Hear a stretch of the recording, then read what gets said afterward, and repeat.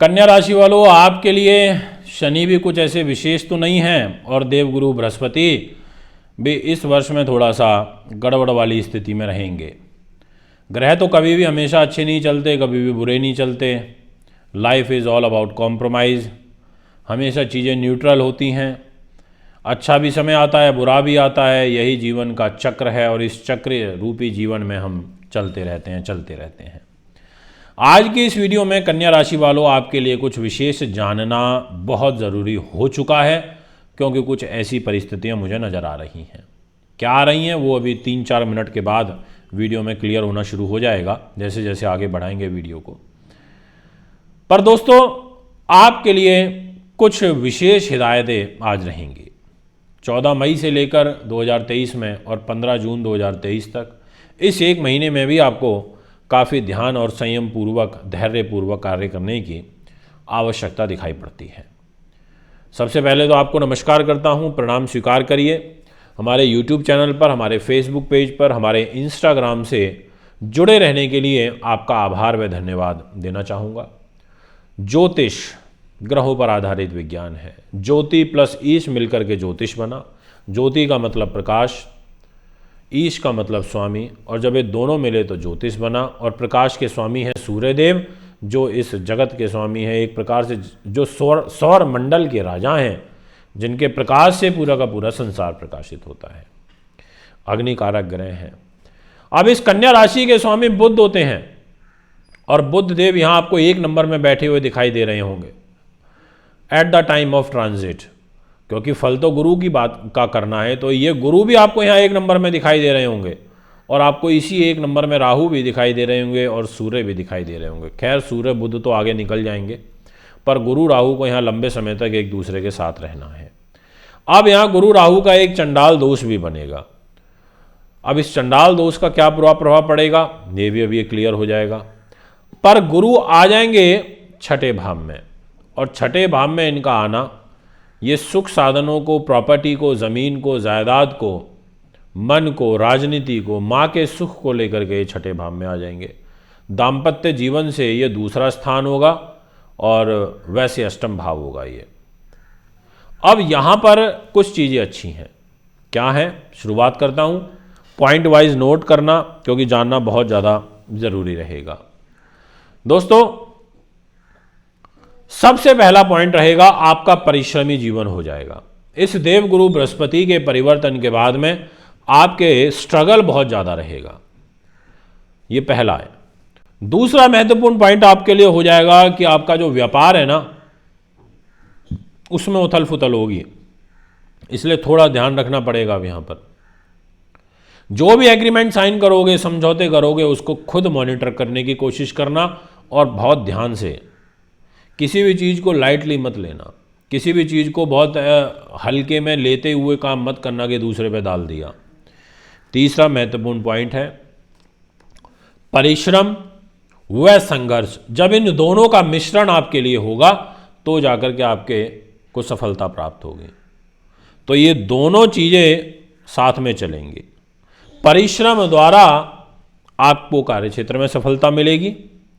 चौथा जो महत्वपूर्ण पॉइंट है कि भूमि, स्त्री, मकान के सुख में अड़चनें आएंगी, यानी कि इनके साथ में मतभेद बढ़ेंगे, वैचारिक रूप से बढ़ेंगे। प्रॉपर्टी के बनते हुए काम एकदम से अटकेंगे। जो चीज़ सोच रखी है वो उस हिसाब से नहीं होगी, वो दूसरे तरीके से कार्य करेगी, ऐसा आपकी पत्री कहती है।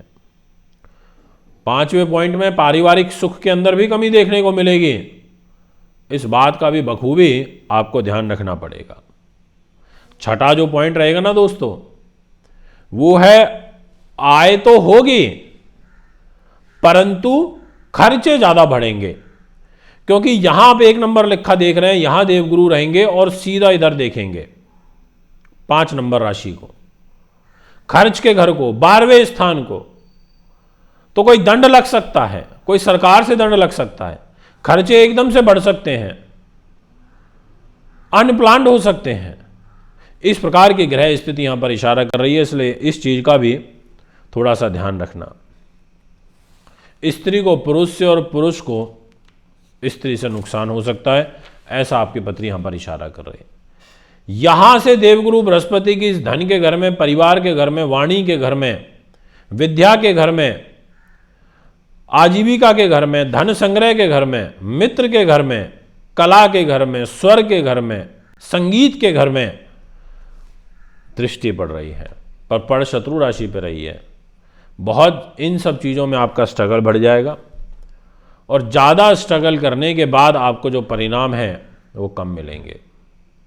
यानी कि देवगुरु बृहस्पति यहां मजबूर हो जाएंगे इस घर में आकर के। शुभ ग्रह है पर बैठ जाएगा अष्टम भाव में, तो सोचेगा अब कैसे काम करूं, कैसे रिजल्ट दूं। इसलिए आपको यहां पर ध्यान रखना पड़ेगा। जैसा मैंने भी आपको बताया था कि एक महीना आपको विशेष सावधानी के साथ में निकालना है। आखिर क्या है उस एक महीने में? दिनांक 14 मई 2023 को देवगुरु बृहस्पति की जो डिग्री रहेगी ना दोस्तों, वो होगी 5। यानी कि समझ लो ये गुरु है 5 डिग्री का और राहु रहेगा 8 डिग्री का। ये एक दूसरे के आमने सामने होंगे, क्योंकि राहु उल्टा चलता है, वक्री, बाकी सब ग्रह सीधे चलते हैं। तो जब ये एक दूसरे के सामने होंगे ना तो ज़्यादा दिक्कत बनेगी। एक ग्रह शुभ, एक अशुभ, तनाव बढ़ जाएगा, स्ट्रेस बढ़ जाएगा। समझ लीजिए आप मेरे से 4 फीट की दूरी पर हैं, 5, 6, 7 और 8, सिर्फ 4 डिग्री के फासले में बुरे फल मिल सकते हैं। यहाँ गुरु के अच्छे फलों को राहु नष्ट भी कर सकता है। चंडाल दोष ज़्यादा प्रभावी रूप में यहाँ वर्क करेगा, इसलिए आपको यहाँ ध्यान रखना पड़ेगा। ऐसे ही 15 जून तक जब ये महीना बढ़ता जाएगा तो गुरु की डिग्री हो जाएगी 12 और राहु की हो जाएगी 7। यानी कि राहु से गुरु आगे निकल जाएगा, क्योंकि राहु तो उल्टा चल रहा है और गुरु आगे बढ़ रहा है। तो एक ऐसा टाइम आएगा जब ये एक दूसरे को बिल्कुल यहाँ इस पॉइंट पर क्रॉस करते हुए ऐसे आगे निकलेंगे। 6 डिग्री का फर्क रहेगा, कुछ भी नहीं है। तो ये 4, 5, 6 ये सब डिग्रियां अच्छी नहीं होती। तो इसमें पूर्ण चंडाल दोष एक्टिवेट होगा, जिसका कुछ बुरा प्रभाव आपके जीवन में देखने को मिलेगा। या एक जो महीना है वो आप सावधानी से, पेशेंस के साथ निकालना।